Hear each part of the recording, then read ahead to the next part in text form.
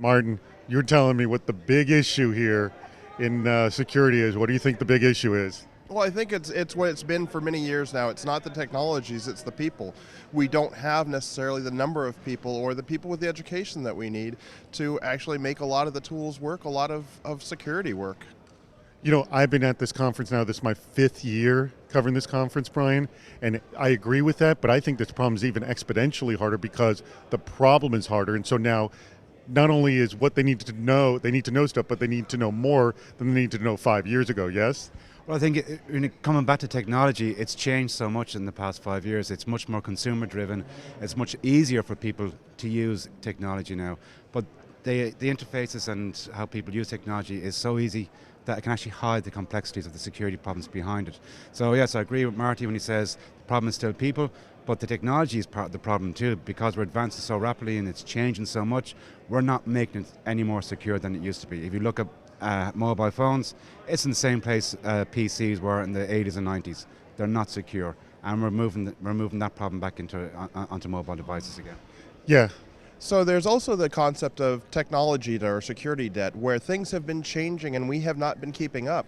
And that debt just keeps growing and growing and accumulating, and the more debt we have, the more debt it causes. So I think that's really one of the key issues, is that we're trying to use technology to pay back some of that debt when it's really a people debt instead, and an understanding debt. We have a lack of understanding of what's really happening in our organizations and in security in general.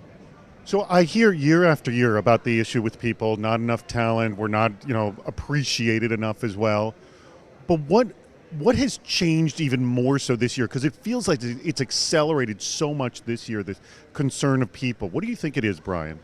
I think it's because our environments are getting so complex to defend. It's not a desktop and servers and mainframes inside a network anymore. It's you're trying to protect mobile phones, USB keys, tablets that are all over the place and outside your direct control, and therefore your target size has increased, and the vulnerabilities that are out there that criminals can use to get into your systems have increased. And a lot of that is the people who are using those devices are not trained on how to use it securely. We're rolling out technology so quickly that we don't know how to secure it.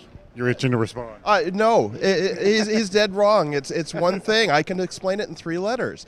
NSA. It's the fact that we have realized that our governments are as much of a threat to our corporations, to our personal privacy, as the cyber criminals ever were. It's now a known fact that these are issues that we have to deal with, and we can no longer trust our government, not just the US government, but the UK government, the Asian governments, the European governments.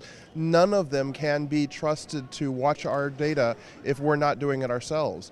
And that's a huge realization for a lot of companies. They thought they had a partner, and now they're finding out that that partner has been sleeping around. Yeah, they thought they had a trusted partner, and that's even worse. The old saying, the person who hurt you the most is the person you trust the most. But hold on, one of the things that always amazes me about this conference in general is, nobody talks about, so we catch the bad guys and then we sue them. Like, it's just more of like, how do we protect ourselves? It doesn't seem like there's any sort of legal recourse ever in any of this. Our big problem is we're not tackling what the real cause of the problem is, which is the criminals. We're attacking the symptoms. So we're trying to stop virus attacks, we're trying to stop DDoS attacks, we're trying to shut down botnets.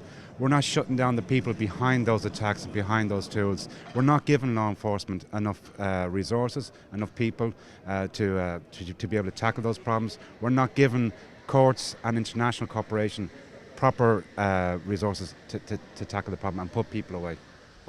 So Martin, I want to ask you, you've been in this for a long time, you have lots of friends in security.